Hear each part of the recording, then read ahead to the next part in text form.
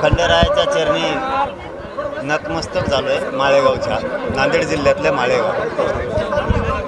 खंडेरायाच्या चरणी एकच मागितलं आहे फक्त की गोरगरीब मराठ्यांवरती अन्याय होतो, त्याला आरक्षण मिळू दे, शेतकरी अडचणीत आहे, त्यांनाही बळ मिळावं, सरकारने त्यांना मदत करावी, बस एवढाच आशीर्वाद खंडेरायाच्या चरणी मागितला आणि बळ पण मागितलं.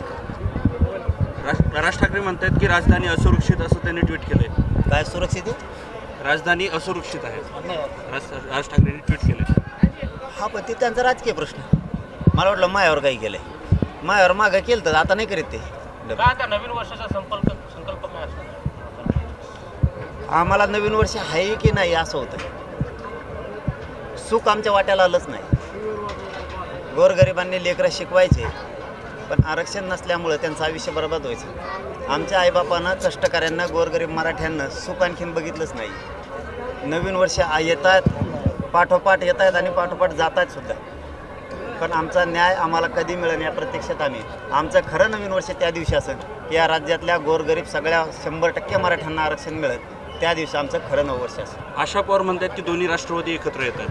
कोण? आशा पवार म्हणतात दोन्ही राष्ट्रवादी एकत्र नाही बाबा, ते राजकारणाचा महाविषय नाही. ते एकत्र या नाही तिकडे नदी हिंडा, मला काय त्याचं काहीच नाही. आपलं सामाजिक आणि आपल्याला बोललं की सोडित नाही. आपने क्या मन्नत मांगी है खंडोबा से? मला हिंदी येत नाही ना, महालय पाचका होती. तुमचा खेळ बिघडन महा बिघडन. नको. धन्यवाद.